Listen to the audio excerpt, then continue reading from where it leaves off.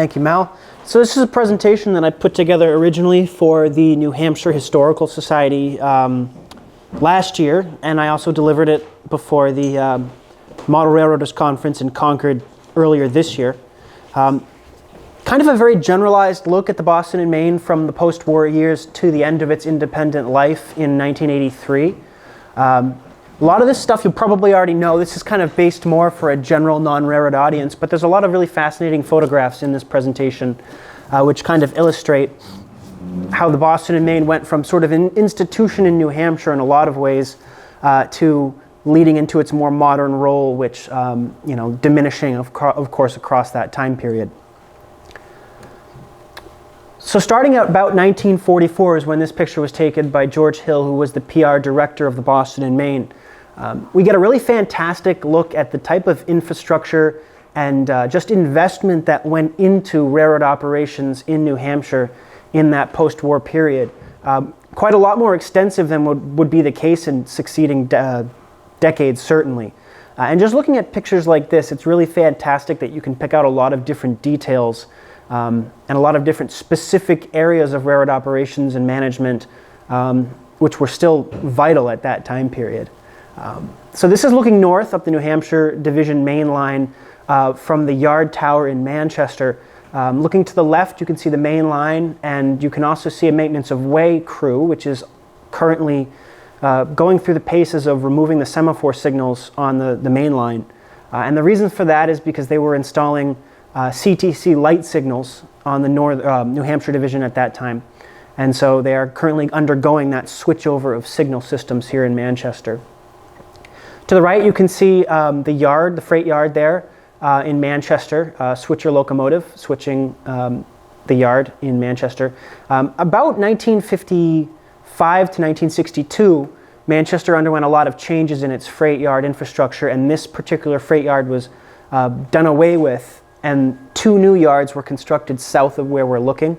Those were known as the Woods Yard and the Ledges Yard. This particular yard here was called the Hill Yard, and it was located right about where the Market Basket is in Manchester today. You can also, of course, see Manchester Union Station, which would be demolished less than 20 years later in 1962. But pictures like this are really neat because there's so many specific details, and one detail that I really like about this picture is if you look at the foreground, you can see a dog kennel. And we know that's a dog kennel specifically because in, I believe it was 1942 or 44, New Hampshire Profiles magazine ran an article about Bozo the Yard Dog, who was sort of a cantankerous resident of Manchester Yard. And there's a couple other pictures that were taken from this same angle, and you can actually see Bozo's head poking out of the kennel. So it's kind of a neat historical detail that really shows up in this picture. But if you know the story, then you can tell exactly what that is. Around the same time, in 1944, the Boston and Maine constructed a pair of towers in Manchester and Concord to control that CTC signal system that they were installing on the main line. This is MA Tower, or Manchester Tower, one of those two structures that were built. In the background, you can see the engine facility for Manchester, the roundhouse, which was done away with by 1960. To the right of the picture, you can see the Manchester and Lawrence branch heading at us here.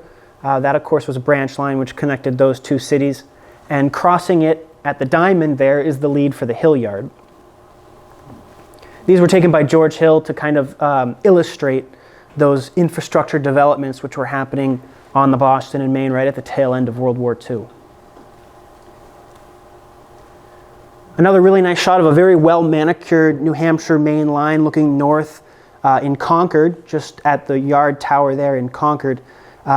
Bit of a sad update to these two pictures. Manchester Tower was demolished last spring. Concord Tower was just demolished earlier this year. So unfortunately, both towers are gone now. They had been vacant for a long time. Concord Tower was vacant around about 1955, 56 when the Concord shops started to close down. And Manchester Tower was vacant in the early 1970s. And so they were no longer necessary on the Boston and Maine. Looking to the left of the picture, you can see the coal siding for the Concord Gas Company. They would burn coal at that facility and pump the coal gas into the gas holder building, which is still located in Concord today. And that coal gas would power, or provide heat rather, for a lot of Concord. You can just tell looking at these pictures, and these were taken again by George Hill for PR purposes, but just how manicured the main line was, how clear of weeds, and all the little intricacies of operations here, going to show that, you know, in 1945, 1944, railroading was still quite an institution in this part of New Hampshire. Concord Shops, of course, was an institution in Concord itself, one of the largest employers in the city of Concord, at one time the largest employer in the city of Concord. Concord Shops specialized in a lot of things. One thing they specialized in was carpentry, and so the construction and maintenance of wooden rolling stock. Here, a couple outside braced wooden boxcars here in 1944. Still using wooden equipment on the railroads in the 1940s, and of course that required maintenance and upkeep. Sort of a look at something that would sort of diminish over the next couple decades as wooden rolling stock would be completely phased out by the 1960s in most part. But at this point in time, it was still worthy of documentation by the Boston and Maine. And a really cool aerial shot of Concord Shops, just showing the campus there and how extensive it was. You can see a lot of freight cars being repaired. You can see the engine facility. Just to the left, steam locomotives still being serviced. So this is probably between 1950 and 1952 when this was taken, maybe a little earlier than that. Are we looking south or north? We are looking about southwest here. Southwest. Yeah, about southwest. Most of what you see here is gone. There'll be a picture in a second that will show you what is left. But you know, it was quite an extensive bit of real estate here. Closed for the most part in the mid to late 1950s. A lot of the buildings were sold or leased to other companies or organizations. Some of them burned over the subsequent years, and so there's not a whole lot left today. Looking north from the south, you can see the engine facility, the roundhouse. That square building behind is the diesel shop. That's still there today. The turntable is still there in the weeds. A couple of the other buildings to the left are still there, but for the most part, what you see here is gone today. It does look like the interstate has been constructed as far as Concord, or maybe, so I'm not sure exactly when this was taken, but. That might be when they put the highway through with traffic circles on it before it became an interstate. Yep. I forget, I would probably US Route 3. Because I think it ended right up at about where. It ended at the north end of town with the traffic circle. Right, yep. So probably sometime in the 50s would be my guess. Early to mid-50s. Early to mid-50s, yep. And this shows the buildings, so the buildings that are circled is what's left today. And so most of what you see here is gone. They actually just started constructing condos and apartments on a lot of what was demolished in the last couple of years. So yeah, a lot of this land has been redeveloped here in Concord. But at one point, this whole plot was essential for railroad operations.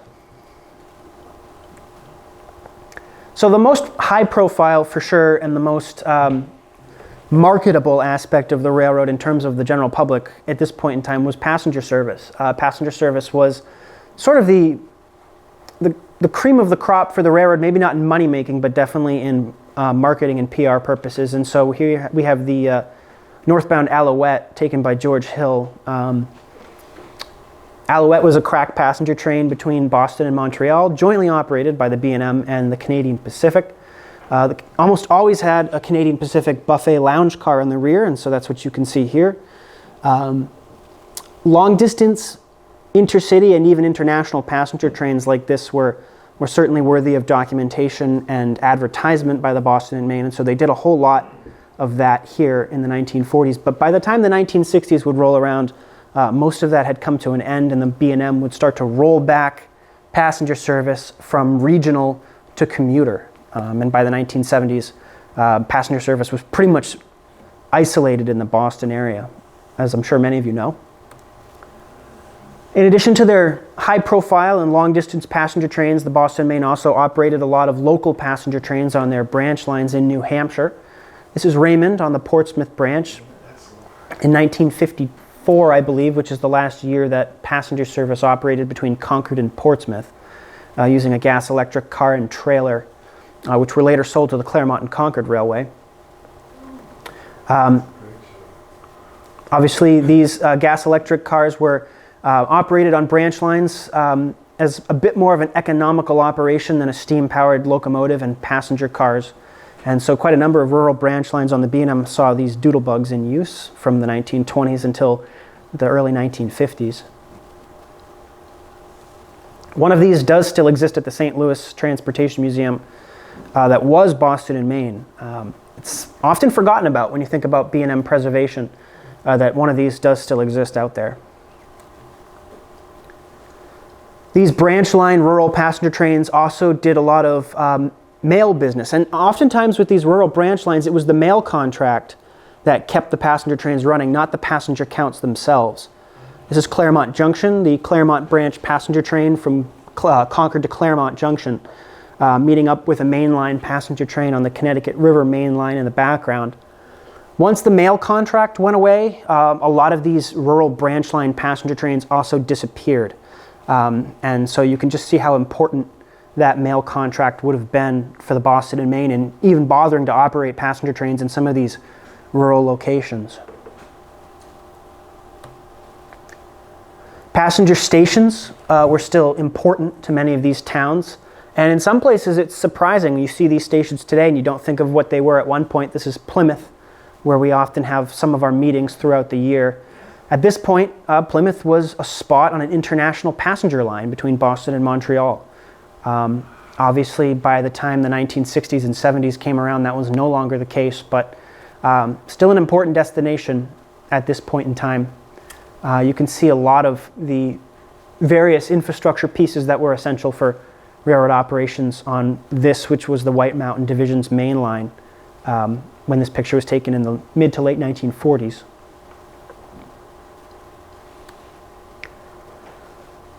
To get kind of an idea of what passenger service and other economic properties on the Boston and Maine were like, I dug into some paperwork that I had lying around that came out of Plymouth and Ashland, New Hampshire.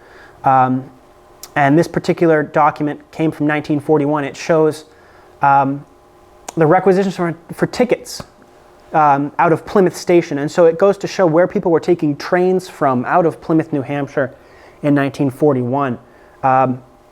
Places like Meredith, Laconia, Ashland, Rumney, which are not far at all from Plymouth today. You think about how far that would be in a car, 25, 30 minutes to some of these places. But back then, they were still taking trains to get to those towns from Plymouth. Plymouth, of course, being a bit of a larger city, had more shopping and things like that. And so people needed to get around. Not everybody had access to a personal automobile even in 1941. And so it just kind of shows the passenger necessity that was in these places right before our period of interest today. In addition to long-distance local passenger trains, the Boston and Maine also had a number of special trains that they operated on their system. Some of the more noteworthy ones were the Rockingham Racer trains, which left North Station and ran to Rockingham Park in Salem, New Hampshire, horse race track on the Manchester and Lawrence branch. There was a spur line that had been constructed around the north end of the park and came to an end as two separate tracks right before the grandstand at Rockingham Park. And so these trains, which were extremely popular in the post-war era, sometimes operated a dozen trains a day to Salem, New Hampshire. And what they would do while the people were watching the race is they would take all the equipment apart. They would run the locomotives in a solid block back to Lawrence to service them. And they would stash the passenger coaches on sidings from Salem clear to Derry, New Hampshire, while this was going on. So it was a major operation that was being overdone here at Salem, New Hampshire during the necessity for escapism right after the war. These did run into the early 1960s with bud cars, but after that they were done away with. And the spur at Rockingham Park was used by freight locals until the late 60s, early 70s. One thing that they did was they took horse manure from the horse park and they sent it out to Pennsylvania to mushroom farms. And so the spur, exactly. The spur at Rockingham was still in use even after the passenger trains stopped running. Snow trains, of course, another important special train that were pioneered by the Boston and Maine in 1931. They started running to Warner, New Hampshire on the Claremont branch, and then for the subsequent 20 years were running snow trains all over the system, particularly in New Hampshire, places like Plymouth, Wilton, New Hampshire, and especially North Conway, New Hampshire. This particular picture was taken on the Claremont branch. You can see the Warner station in the background, which was a kind of a two-story taller station structure. This is a BL2 type locomotive, so this was probably taken in the early 1950s. I think it was actually a special operated by John Hancock Insurance, Oh, if I remember correctly, Yeah. from some information I stumbled across. very nice, yeah.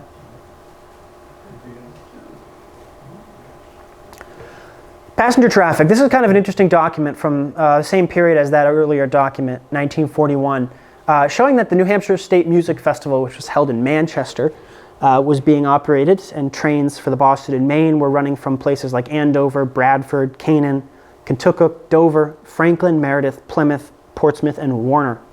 And you can see the round-trip coach fares, obviously adjusted for inflation, but they look pretty good to us today. Canaan being one of the more expensive, $1.40, Plymouth being $1.45. But you could contact your high school and send them these rates, and then the Boston and Maine would work to establish operating trains to festivals around New Hampshire at this point in time. Motive power for these passenger trains at the beginning of our period of interest were steam-powered in some places, but for the most part were being supplanted by diesels, especially on the main lines. But there were still a number of steam-powered locomotives running on Boston and Maine lines in New Hampshire. Steam-powered passenger trains on the New Hampshire division came to an end about 1952, 1953, and afterwards would have been diesel-powered. This is Meredith, New Hampshire, looking south towards Weirs Beach. Probably about 1950, 1951, maybe a little earlier. It was dated by George Hill, but showing one of those passenger trains at that time, still running with steam power. Of course, diesels had made inroads. The Unit 6000, the Bud unit, which operated under a couple different monikers, the Flying Yankee being the most famous, but this is the Cheshire at that point in time, which was running from Boston to White River Junction by way of Keene, New Hampshire.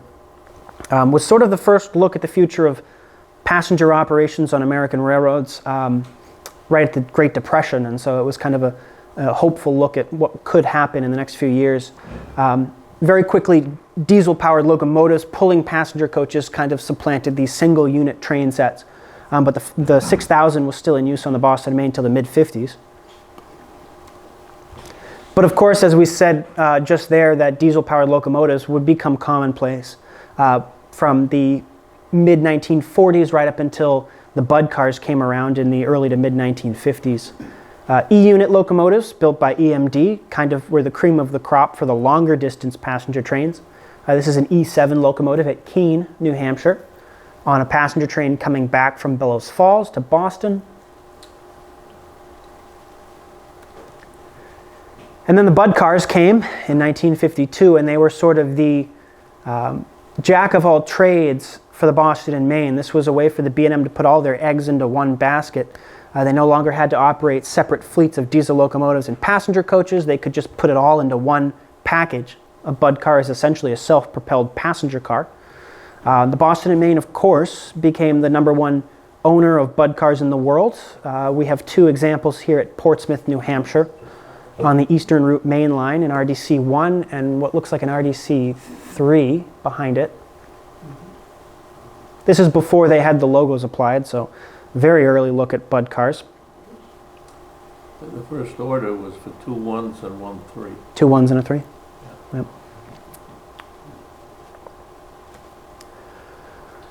By the 1960s, the Bud cars had pretty much replaced passenger trains on the Boston and Maine as a rule, except for a couple of longer distance passenger trains, particularly on the Connecticut River main line, which were still using diesel locomotives until 1966, 1967. But here we have a Bud car on the Eastern Route main line. I think this is around Rowley, Massachusetts, heading up towards Portsmouth, which at this point was the end of the Eastern Route.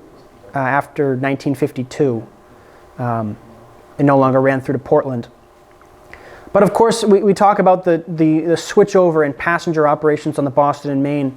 The rise of interstate highways, airlines, things like that, personal automobiles, really started to take away a lot of business for the Boston and Maine. And by the 1960s, they were looking at getting out of the long-distance passenger business. 1965 was the year where they did away with most of their long-distance trains to White River Junction, to Portsmouth, other places like that. A couple of longer distance passenger trains lasted until 1967. I believe Concord, New Hampshire, and Dover. And after that, Newburyport, thank you. After that, operations were consolidated into the Boston area for commuter only. Durham on the Western Route Mainline, beautiful station, still there today, still serves passengers today for Amtrak. An RDC, Portland-bound RDC, there on the Western Route. Of course, this was also the station for UNH, still is today. This is one of those shots at Portsmouth, New Hampshire. This was taken by Richard Sanborn. The very last day of passenger service from Portsmouth to Boston over the Eastern Route in January 1965. Shortly before the train departs. As passenger service starts to shrink in New Hampshire, so does the necessity for passenger infrastructure. And one of the things that the Boston and Maine highlighted as no longer necessary in the late 50s and early 60s were these Grand Union passenger stations, which had been the beacon of railroad service for a lot of these communities. Concord Union Station was seen as one of the most beautiful structures in the state. One of the larger passenger stations with a big train shed, and was demolished in 1960. Still lamented by the city of Concord, although at the time it was celebrated by the city of Concord, the state of New Hampshire, and the Boston and Maine as a modernization effort. They demolished the station and built a shopping center, and there's a lot of PR pictures of Pat McGinnis running a bulldozer and other things. And you read some of the articles, newspaper articles, and they were all celebrating this as a modernization effort. So what was a public disappointment in some ways was also excitement for modernization in the post-war world. This is a shot of the train shed being demolished at Union Station.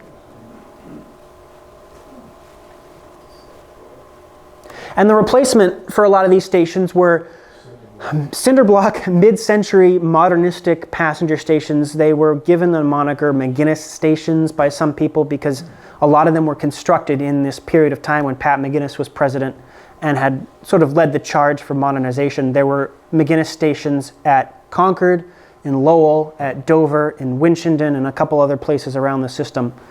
And interestingly enough, these stations, as Spartan and as unremarkable as they were, I can't think of a single example that even exists to this day. And so we don't even have those left in the modern world. Perhaps, but maybe a few years earlier. Oh, okay. Yep. I believe this station was used as a taxi office for a little while, and then it was around until the late 80s, early 90s, and it shows up in a couple shots of the New England Southern, but no longer there today. A couple of bus lines came in here too. Bus lines? Yep. This is McGinnis, of course, cutting the ribbon during the opening ceremony. I always think he looks kind of like a James Bond villain in this picture. Yeah, the Russian hat. Yeah.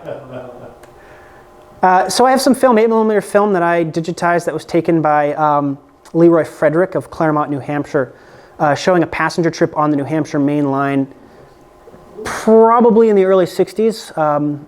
Somebody who's a car expert can maybe give me a little bit more info on that. I think it was between 61 and 62. 60 Oldsmobile? Yep. It would have to be between then and 1967, which is then when passenger service ended. But you will see a multi-unit Bud train coming down from down the Northern, and so it's certainly before 1965 when passenger service up the Northern ended.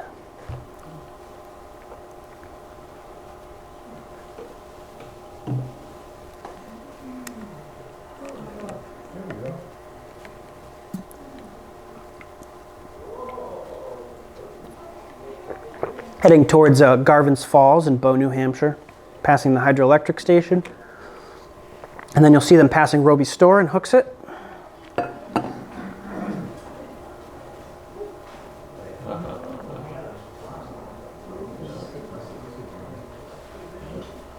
Second iron's already lifted. Yes. Since lifted. Second iron's gone at this point. I agree. Yeah, probably around Hooksett, maybe the Hooksett passing sighting, which was pretty lengthy. I believe this is roundabout the SNHU campus in Hooksett Manchester line. Location that was known as Martin's Ferry, railroad station there at one point. Yep, this is the curve at Martin's.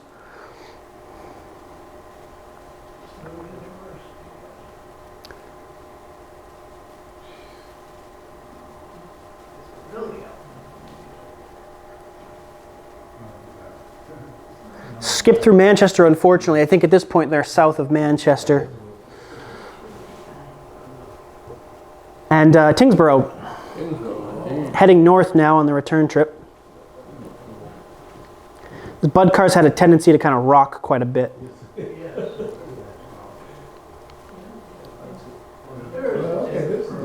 bridge.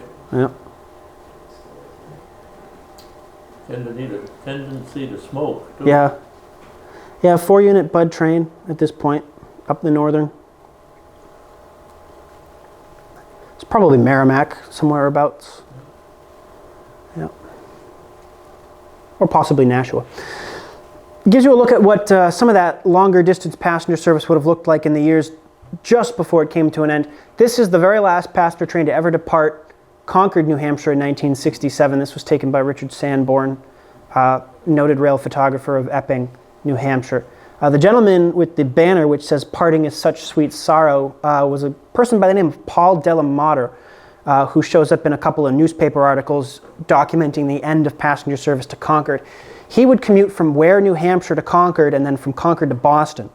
And so he was taking the train into Boston from, pretty far out. And a lot of people, when they talk about restoring passenger service to New Hampshire today, balk at the idea that people would take the train into Boston from some of these locations, but there were people doing it right up until the end.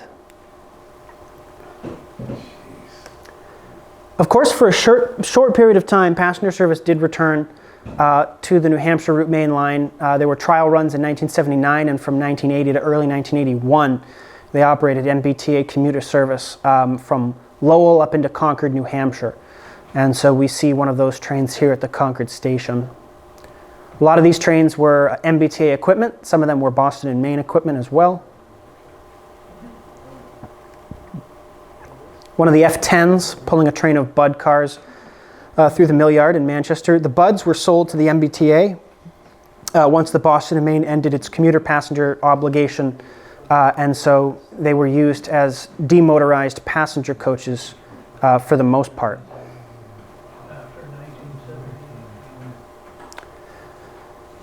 Heading under the old Amoskeag Bridge in Manchester,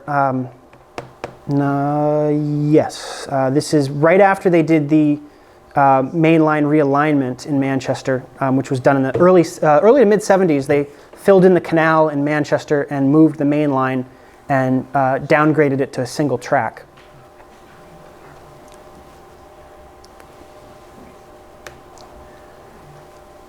So as the image of formal passenger service starts to diminish on the Boston and Maine in New Hampshire, we see the rise of something which was a national phenomenon, but had a lot of its basis in New England, which was the tourist railroad.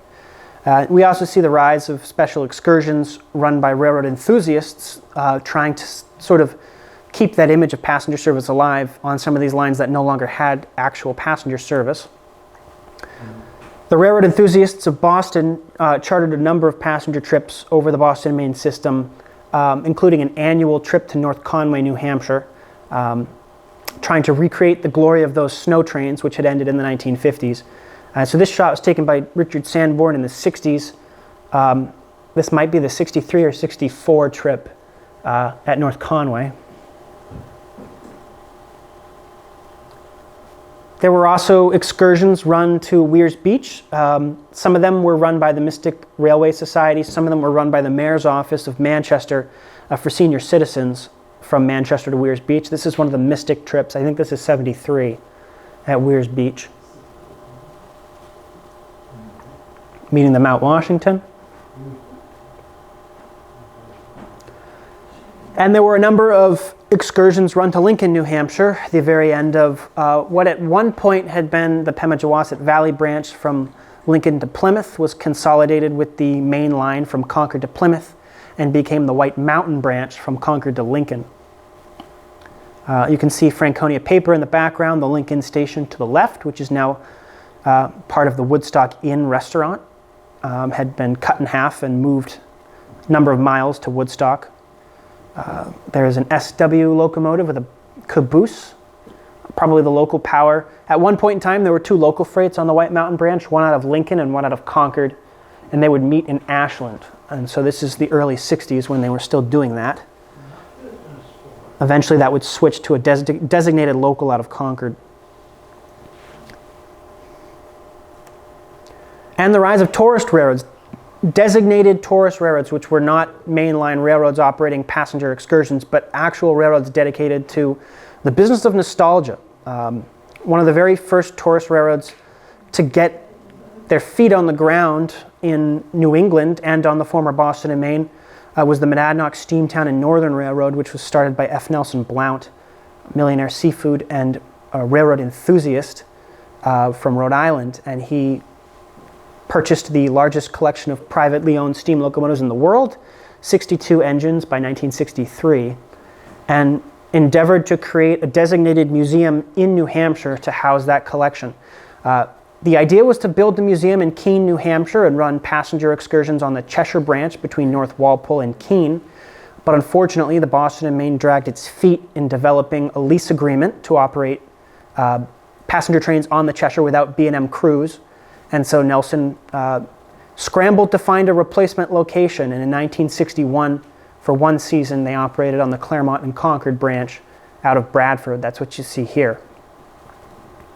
If you're interested in learning more about this story, we have a documentary series on our YouTube channel based on the book Steam Trains of Yesteryear, which was published by this historical society. We're currently up to 2 episodes out of 5. Episode 3 should be coming out in the next couple months. So that kind of details the whole story of how this happened and some of the wild branches that story went into. 1962, they were able to get permission to operate on the Cheshire branch in Keene, and so this is Nelson's Monadnock, Steamtown, and Northern in Keene. They were very close to building the museum. They had state and local support, and then the rug got pulled out from under them because the Boston and Maine hesitated on selling a section of the Cheshire branch to Blount. McGinnis had told Blount that he would sell him the section from Keene to North Walpole. After McGinnis was gone in the early 60s, the Boston and Maine honored that agreement, but dragged their feet writing up a sale agreement for a number of months. And eventually the state government changed and New Hampshire changed its mind, and Steamtown did not open in Keene, but came very close to becoming a reality. After Nelson Blount was killed in a plane crash in 1967, Steamtown, which eventually opened as a museum in Bellows Falls, Vermont, operated a number of steam excursions around New England using their equipment. One notable example was in 1968 when Laconia was celebrating its Diamond Jubilee, the 75th anniversary of its incorporation as a city. They operated steam-powered excursions from Laconia to Meredith using Steamtown equipment. And so one of those trains can be seen here at Weirs Beach.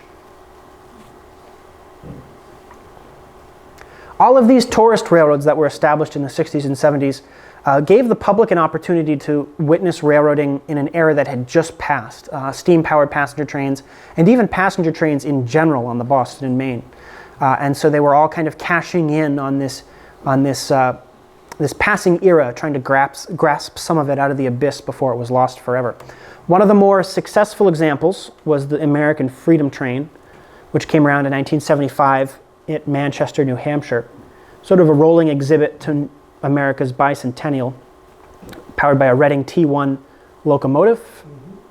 It was exhibited at Manchester, right on the main line. And this is kind of a nice photo because you can see the mainline relocation is already underway. They filled in the canal to the left and they've put a single track where the canal used to be. And pretty shortly they'll retire the double track main line and move all operations over to the left. Right along Canal Street in Manchester.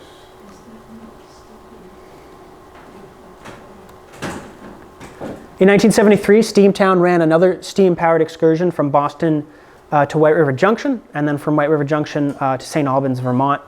This is one of those passenger trains. I believe they were run over a weekend in October. Yeah, and so this is northbound in Manchester, passing the Foster Grant siding with a nickel plate Berkshire at the lead. 759. 759, yep. And it was to Montpelier. Montpelier, thank you. Nobody would have objected going to St. Albans. St. Albans, that would have been nice. Another railroad that was established in the 1970s to kind of preserve that image of railroading in New Hampshire was the Wolfboro, which came about in 1972 and lasted until 1986. They had a steam-powered locomotive, number 250, which was a prairie-type locomotive. And so that can be seen here. That was a pretty well-documented tourist railroad that unfortunately didn't last, but for the time that it did, it was kind of a special operation. Started by Don Halleck, who had also started the Strasburg Railroad down in Pennsylvania. That locomotive is actually for sale down in on the Grafton and Upton Railroad in Massachusetts. It was at Edaville for a number of years, and then when Edaville shut down last year, they moved it to the Grafton and Upton, and so it can be purchased. Yeah. The most long-lasting and successful tourist railroad that was established in New Hampshire was undoubtedly the Conway Scenic Railroad, which came about also around 1972, started by Dwight Smith, who just recently passed away, on the former Boston and Maine Conway branch between North Conway and Conway, about 5 miles of track. They started a very bare-bones operation here using a Canadian National 060 steam locomotive, number 7470, which was renumbered 47. Eventually, they also got control of the Maine Central Mountain Division through Crawford Notch, and they've since expanded into a world-class operation. But this is the very beginning of that here in 1974 when they started operations. So although passenger rail was the proverbial bread and butter for the Boston and Maine, the real bread and butter was freight, always freight. Freight brought in the most money for the Boston and Maine, and definitely was more of an extensive operation in terms of economics. Freight rail in New Hampshire was large part local freight on small rural branch lines to places like Greenfield, New Hampshire, which can be seen here. This is the Hopkins Feed Mill in Greenfield. Feed and agricultural supplies was a huge business for the Boston and Maine in New Hampshire. They did business to a number of locations, Merrimack Farmers in Bow, Hopkins in Greenfield, a number of others. Feed was carried in bags, as can be seen here, but also loose in boxcars and later covered hoppers. This is loose feed in a boxcar being unloaded. These were all taken by George Hill, the PR director of the Boston and Maine, kind of exemplifying the freight business that the Boston and Maine specialized in. Freight operations on a number of these rural branch lines were very sought-after jobs for their regular hours. Usually 5-man crews, locomotive engineer, conductor, head and brakeman, and 2 trainmen. Union jobs, very sought after, and a lot of times the experience of all these people combined would be well over 100 years. You oftentimes had engineers and conductors that were working these branch lines in the 50s and 60s that had started before World War I. And were now operating diesel locomotives on the Boston and Maine. This is Dover, New Hampshire in 1952 or 3 of the Conway branch local freight before they depart Dover.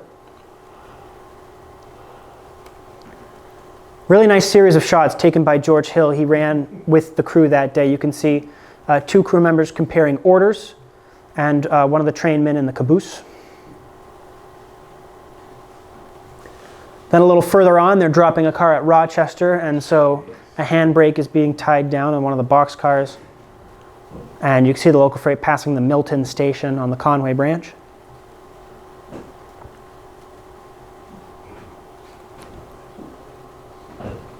As the 1950s progress and passenger service is eliminated for a number of these rural branch lines, the state of New Hampshire says to the Boston and Maine that they still have an obligation, usually the Public Utilities Commission, that they still have an obligation to provide a passenger service on some of these branch lines. And the Boston and Maine's answer to that was to cancel the designated passenger trains and slap a passenger coach on the rear of local freights. And so they became mixed trains, mixed passenger and freight trains. Probably the most famous of these was the Portsmouth Mixed, which ran from Concord to Manchester over the New Hampshire main line, and then from Manchester to Portsmouth over the Portsmouth branch. This is Epping, New Hampshire. The combine coach you can see here, wooden combine, still exists today at the Strasburg Railroad. You can ride in it. James and I went down and rode in it a number of years ago, which was nice to see because I grew up on the Portsmouth branch in Raymond, and so it was cool to be able to ride in that and kind of see that that's still something you can do today. Probably very likely that not many actual passengers rode these mixed trains. I believe that most of the time it was railroad enthusiasts, because when the train would stop to service freight conductor, you'd have to stay on the train and wait for them to switch and stuff like that. So it was probably not the fastest way to get around, but it was still offered by the Boston and Maine until about 1960.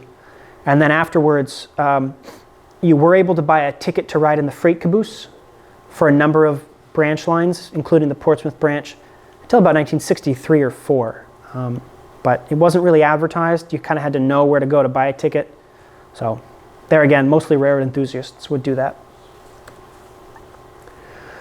Freight service in New Hampshire, in a lot of these places, was a very picturesque operation. New Hampshire was known for its wooden covered bridges that survived on a number of lines. The Goffstown covered bridge was probably one of the more famous examples, seen here in the 50s, early 50s, and then was burned in 1976. That's 54 there. Thank you. Freight service on these branch lines was steam powered in the early 50s, mostly through the use of 260 moguls or 280 consolidations. This particular locomotive, number 2400, was a K7 class consolidation, which did time on pretty much every branch line in the Manchester area. We have pictures of it on the Goffstown branch, the Manchester and Lawrence, the Portsmouth branch. It also provided, I believe it also ran commuter service to Stoneham out of Boston as well. So it was a pretty well-traveled engine. This in the 2403. Diesels started to replace steam in the early 50s. Originally with Alco switchers. You can see this as an Alco unit at Kentucky, New Hampshire on the Claremont branch. By the late 50s, that would start to be supplanted by Alco road switchers and EMD road switchers, which had been replaced in passenger service by the RDC cars. But in the early 50s, Alcos pretty much replaced the 260 steam engines on a lot of these branch lines.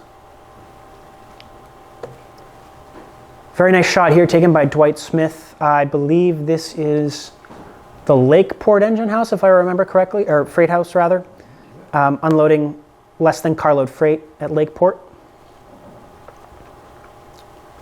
In addition to local customers, the Boston and Maine also did a lot of less-than-carload freight to these rural towns, which you would be able to go down to your freight station and order something from a catalog, and it would come in on a less-than-carload boxcar, which would be filled with orders from a whole number of people, not necessarily just one consignee. To kind of show you some of the things that would come in on these less-than-carload freight cars, I looked up some records from Plymouth, New Hampshire from 1959, and there's a whole variety of things here. This particular waybill is for a crated motor scooter to Plymouth, New Hampshire. This particular one here is for Merrimack Farmers Exchange, which had an outlet in Plymouth for 700 bags of fertilizer from Lowell to Plymouth. Interesting waybill here from the Ashland paper mills for toilet paper, paper napkins. Paper mills, of course, were a big part of business in New Hampshire. Ashland had a mill, and so we have a lot of paperwork from Ashland of the various paper products that came by rail, shipped out by rail. This one is going to an Army base in Boston, Mass. pier berth number, I can't tell if that's 9 or 19. Number 9, I think. Number 9, That pier would number be 9. the average, probably on the Yep. South Boston. Yep. Army base. Yep. Another waybill here. These two are out of Plymouth for sheets and bobbin blanks. New York Central boxcar. One of them is going to Lewiston, Maine. One of them is going to Tupper Lake, New York. And so that gives you kind of an idea of some of these freight products that came in and out. You know, we think of freight today in a large way, bulk products, you know, bulk plastics, bulk propane, bulk lumber. But back then, a lot of the business was for smaller companies that were getting, you know, 1 or 2 freight cars a week. By the 1970s, local freight had shrunk a lot in New Hampshire. A lot of these companies were either closing down or switching over to trucks. And so a lot of the local freight started to look a lot like this. This is the Portsmouth local at Rockingham Junction in the early 70s. They would run from Concord to Manchester to Portsmouth, you know, all that distance for, you know, a handful of freight cars. A GP9 on the head, caboose on the rear, 2 covered hoppers, probably for, there was a company in Greenland that got hopper cars. And the 40-foot B&M boxcar is almost absolutely feed from Bow to the Epping Merrimack Farmers Exchange. This is Epping, New Hampshire. There was a propane dealer in Epping, so they're heading in to pull a car out of the propane dealer. Propane was another big commodity for local freights in New Hampshire in the 70s, but by the time the 70s came to an end, a lot of the branch lines had fallen in maintenance to the point where the shipment of propane by rail was outlawed in a lot of these lines, and Epping was one location that by the late 70s they were no longer doing propane traffic on the Portsmouth branch. Those 40-foot boxcars were pretty much in captive service between the feed mill at Bow and the Merrimack Farmers Exchange outlets in various places in New Hampshire. That's today Blue Seal Feeds in Bow. Epping and the Portsmouth branch is a really good look at what local freight was like in New Hampshire. Richard Sanborn, who lived in Epping, took hundreds of photos of the local freight. And so we get a really nice look at some of the freight service that was still surviving on the Boston and Maine in some of these rural locations. In many ways, these were the last trains these towns ever saw. Epping lost its rail service in 1980. The line was abandoned in 1982 and torn up between 84 and 85. So, you know, for the people that lived in these places, this is the last gasp of rail service they ever saw. Local here had just crossed Route 125. They have a flat car of farm equipment for one of 2 farm dealers in Epping. And I'm not really sure where the hopper car was from or going to. But by this time in the mid-70s, the local freight was really not going further than Epping, so it had to be for one of the customers. The nice thing about Epping, New Hampshire is that with Richard Sanborn's pictures, we get a really nice look at local freight service that survived into the 70s and even in some places the early 80s. Epping had a brickworks, W.S. Goodrich, and so carload of bricks here in Epping.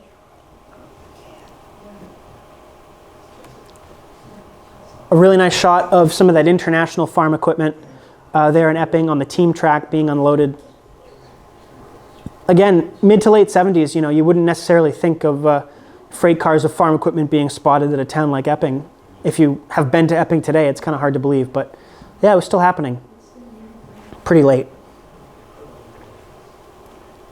Propane, there's one of those propane cars at the Epping outlet. This is still there today, not the freight car, but the propane dealer is still there today and still in business.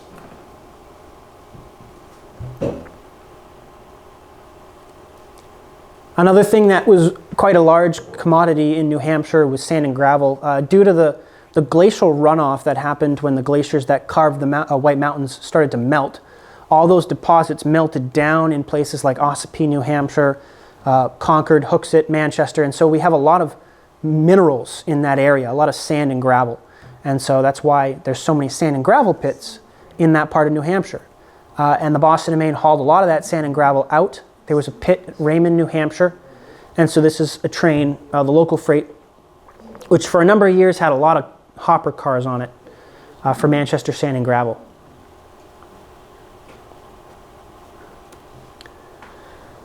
The cool thing about these small towns is that, you know, for the 60s and 70s and even to the early 80s, a lot of the freight cars still had a lot of advertisements on them and things like that. And so, you know, if you lived in a town like Epping, you know, you could kind of get a glance at the greater world through these freight cars and where they came from. Lackawanna freight car, Illinois Terminal, Northern Pacific, all the way across the country. And it's kind of very fascinating to see this because, you know, you think about a town like Epping, New Hampshire today, it doesn't have any rail connection whatsoever, but back then, you know, you have a freight car that traveled the entire length of the country to be spotted at a small town in New Hampshire. And even into the 70s, as the Boston and Maine was experiencing bankruptcy and financial difficulty, you know, this is still something that was happening in these towns. And we're very lucky that we have the photos that we do. One of my favorite bits of trivia about any New Hampshire branch line is the Fremont branch, which ran from Epping about 5 miles to Fremont. It was a dead-end branch, had once been part of the Worcester, Nashua, and Portland main line. And the reason it's so fascinating is because it's an even smaller town than Epping. And you would never for a second think that there was an RS3 and a GP7 in Fremont, New Hampshire. But the reason that they were there is because Spalding and Frost in Fremont, which was the largest white pine cooperage in the United States, was making barrels. And so they were still getting pine by rail until 1972, 1973. And so hard to believe that a little remnant of what was once, you know, a multi-state main line was still seeing freight service into the 70s. Again, a town like Fremont, you'd never imagine that anything like this happened. Very few pictures of Fremont, but thanks to Richard Sanborn, we have a couple. Again, it's just something that, you know, in this post-war world was really starting to disappear. And we're lucky that people went out and got pictures with, you know, film and developing the film and paying money for the film and development and all that. It wasn't necessarily an easy feat to do all the time, but people did it, and we're very grateful for it. Especially people like us that were born after all this happened. An earlier picture at Fremont, you can see a truck with some of those barrels in it. Kind of a really cool picture, a rare example of, you know, being able to see a local freight and then the freight that they were shipping in a truck next to the train. You don't get a whole lot of that often, but this is in the mid-50s at Fremont. You can see the standpipe is still there for the steam locomotives. Station to the right, still there today. Is the cooperage still there? Cooperage is not. Cooperage shut down about 20 years ago, but you were able to buy little popcorn buckets, you know, barrel until maybe, you know, 20 years ago. So I think there's a historical marker where the factory is. Another Sanborn shot at Fremont showing the slats being unloaded.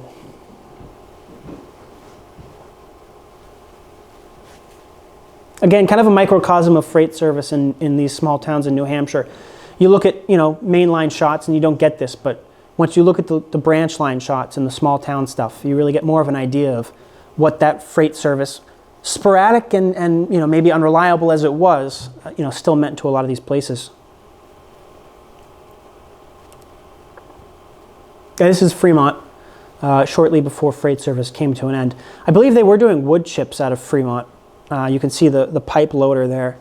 There's a couple shots of hopper cars being loaded with wood chips, but it was never a major operation. Fremont did want a major wood chip operation, and the Boston and Maine basically responded saying that they didn't have any interest in doing it. And so it never happened. But in some of the paperwork for the Portsmouth branch, you do see that it's brought up as a subject a couple times.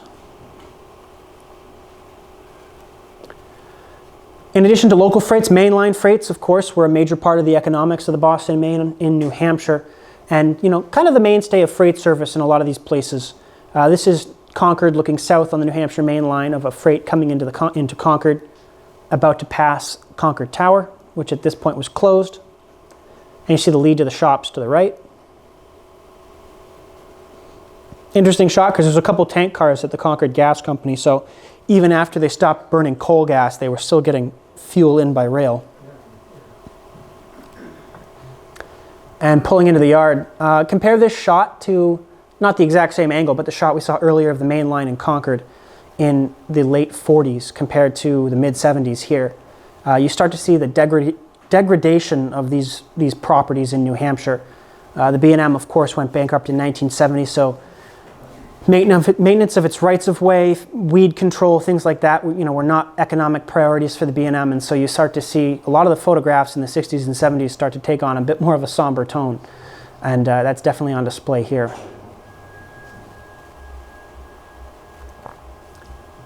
Dover on the Western Route main line, freight passing through Dover Yard. The Western Route, succeeded in being profitable and important, due in large part to the main connection between Massachusetts and Maine, but also for passenger service and freight service as well. And so the Western Route didn't suffer quite as much as the New Hampshire route or other places, but did still see the strain of the bankruptcy throughout the 70s. Another commodity, mainline commodity that kind of appeared in this time period was coal, traveling from West Virginia and other places to the Merrimack Station power plant in Bow, New Hampshire. This is the very first coal train, I think was 1960, coming up the main line. At least 1961, because that's when the GP18s came Yes. in, and those are sequentially numbered. Yep. So 61. Deal. Yep, when these first came through. And the coal trains have since come to an end after 60 plus years. But for a long time, they were the major moneymaker for the Boston and Maine. I mean, these trains particularly made a lot of money for the B&M. And they were priority jobs too, so they were very important. Well, they could keep them on the track in Western Massachusetts. Yeah, and even on the New Hampshire route too, they had a number of derailments. By the late 70s, we start to see the rights-of-way of the Boston and Maine really suffering, in particular on branch lines. This is the Portsmouth branch in Auburn, New Hampshire. The Portsmouth local still ran as far as Epping until 1980, and this is probably 1979, judging by the orange stepwells on the locomotive. And so 2-car local freight running 25 plus miles at 5 miles an hour with 5-man union crew. 2 freight cars, probably a carload of brick for W.S. Goodrich, and probably a carload of feed for Merrimack Farmers Exchange. Just not an economic moneymaker for the B&M. They tried 4 or 5 times throughout the 70s to abandon the Portsmouth branch. The B&M really wanted to shed that trackage to help come out of the bankruptcy, along with a number of other branch lines. But every time the state of New Hampshire, if you can believe it, shot it down because there was still a need for it. Was it the state or was it the ICC? It was the state. The state, yeah, the state basically, all the customers, you read the abandonment documents, and all the customers come out and argue that it's still the most effective way for them to get their freight. Route 101 had not been completed yet, and so it was still, getting a freight car of freight was, preferable to getting trucks. They weren't splitting the deal of having rail parkway and truck parkway. Right. Yeah, transloading had not really come into being quite that much, although by the late 70s, when the B&M does get permission to abandon these lines, you see a lot of the customers object, and the B&M says, well, we'll transload for you out of Nashua or Manchester, but we're not going to run a local freight to Epping anymore. And so partially in result to the branch lines being abandoned, you see transloading becoming more of a attractive thing. But it gives you a look at the very last gasp of rail service on these lines. Maybe 15 to 20 years before some of us were born. And so, growing up in a town like Auburn or Raymond, this is as close as you could possibly get to seeing a train in your hometown. And, it'll never happen again. So this is Massabesic, New Hampshire, which was located in Auburn. Flag stop pole was still there for a number of years. That's Route 28, I believe, crossing. There's a traffic circle just to the left in Manchester. Rail trail now, but at this point in time, you can see the decline of maintenance on some of these rural lines. This is the very last picture I've ever been able to find of a train in Epping in 1979.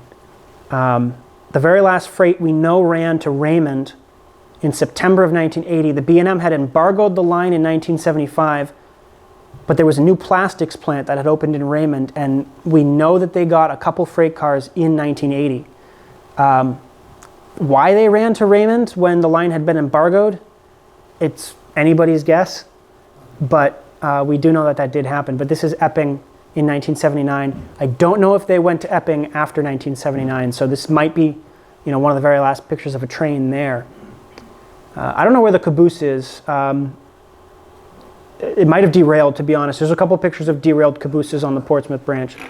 But they would be running 25, 30 miles with a single freight car. And so, that's basically what was happening at this point. Of course, once freight service ended, the B&M was pretty quick to salvage the rails and pull them up. Portsmouth branch was abandoned in 82, rails were removed in 84 and 5, and so this is looking east at Route 125, probably about 1984 or 85. In the background now you would have a Taco Bell and a shopping center and all this stuff that has sprung up in the years after. And so, Epping has become more of a notable destination now in our modern world than it was back then, but this is sort of the very last gasp of rail activity and the infrastructure, which 40 years before when we started this presentation, you still had freight and passenger trains, running over these lines, and now it's all gone. A couple more shots of the salvage crews. They used trucks. They did not remove the rails by train. They used trucks and tractors to do it on the Portsmouth branch.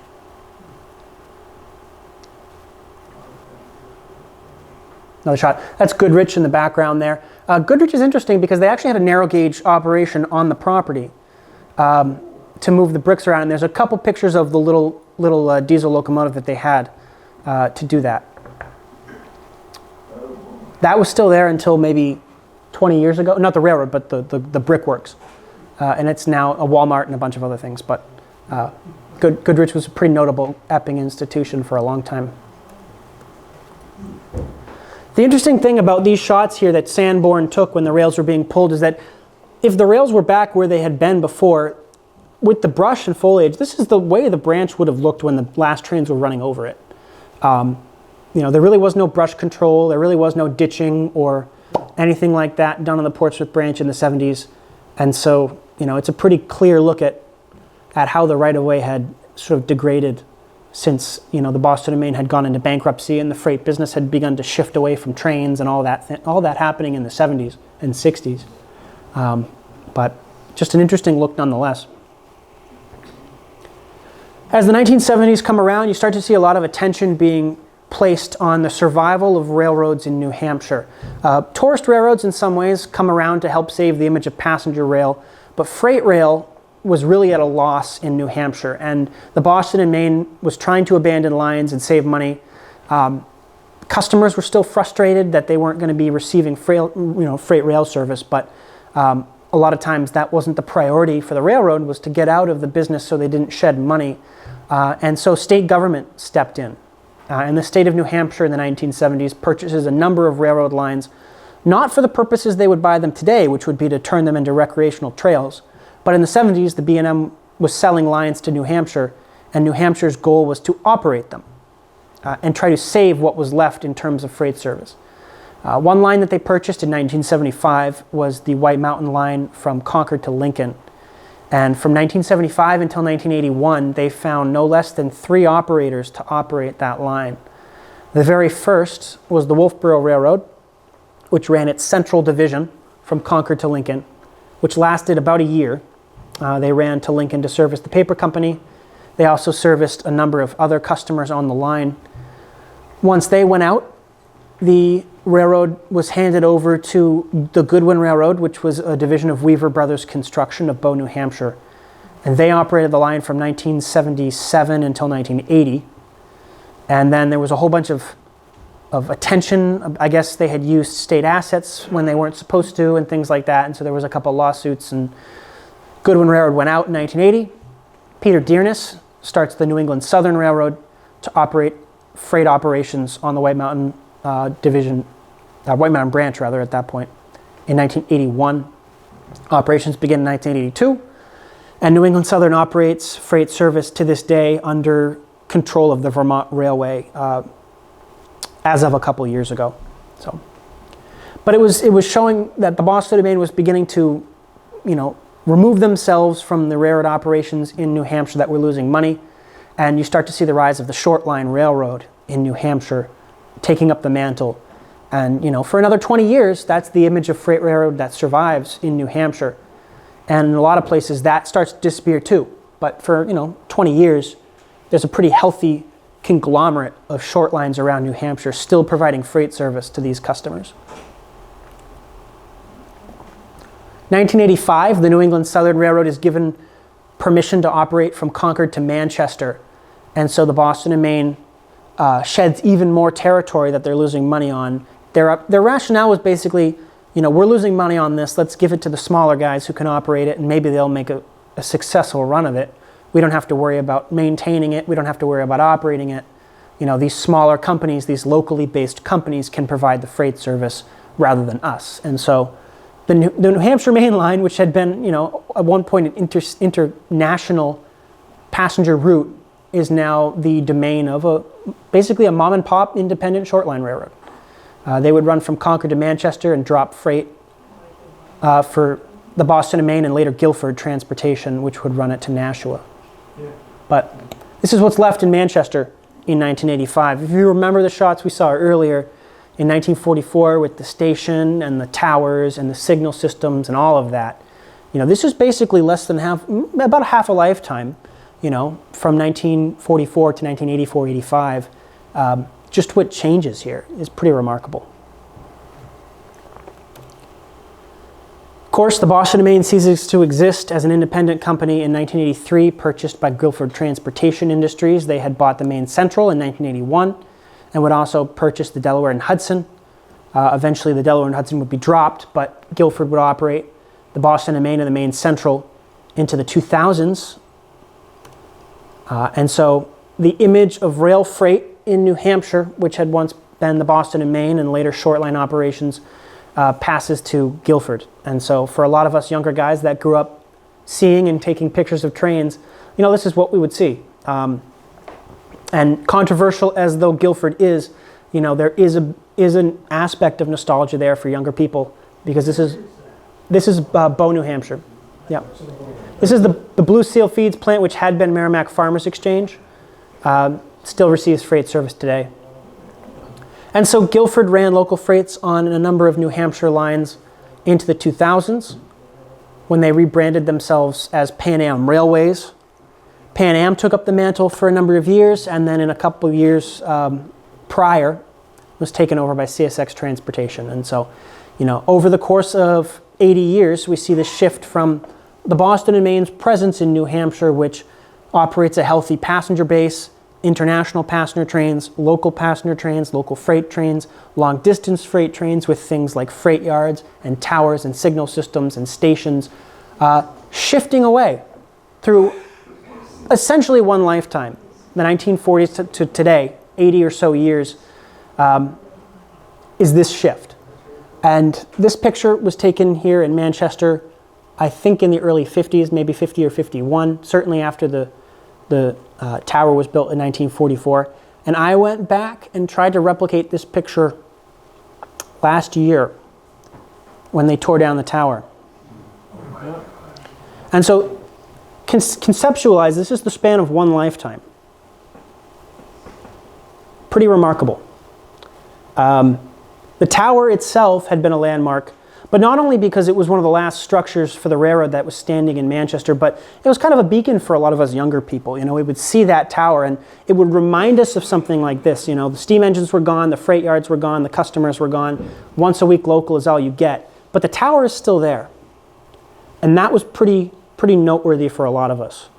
Especially those of us that, didn't witness this period of time, aren't connected to it in any other way than pictures and film and talking to those of, some of you that were there during this time period or just afterwards. We don't have a first-hand perspective of it. And so that's why structures like that were so important, because it was kind of a living link to that. And so in some cases that's going away too. And so it kind of makes more important the mission to lean into the academia, the books, the photos, the films, and the sort of story that's passed along by those who were there.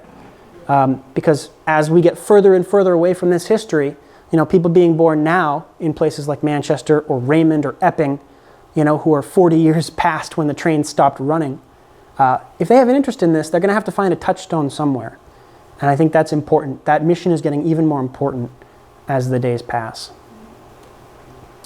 I like to close with this picture because growing up in Manchester, very tied into Manchester, when I was a kid, we would drive around the city and I would still see rails on the Portsmouth branch and rails on the Manchester and Lawrence. They hadn't seen a train in 12 years, but they were still there.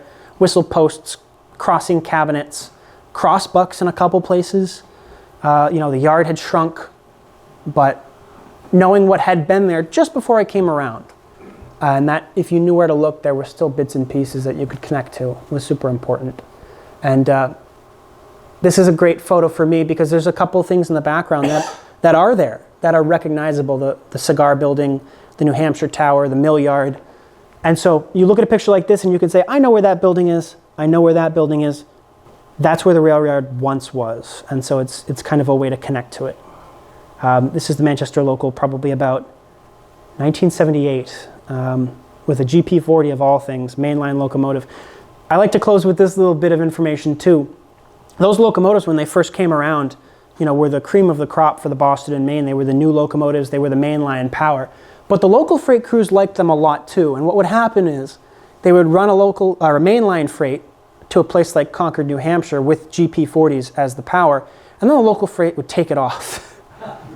And they would run a local freight with a GP40 to Goffstown at 5 miles an hour, or to Derry at 5 miles an hour, or even to Raymond. We have a picture of a local freight coming back from Raymond in 1980, September 1980.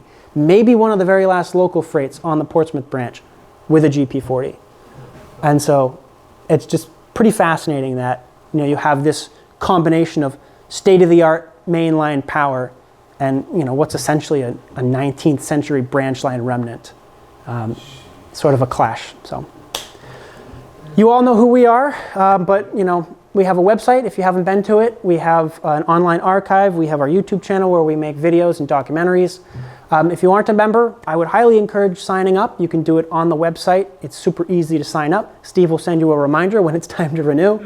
And you'll get the bulletin, you'll get the Highliner, a couple magazines that we publish, newsletters 6 times a year, and you kind of get to support this organization, which is devoted to keeping this alive as the years and days continue from the time when the Boston and Maine was an actual presence in New England. That's it. Thank you.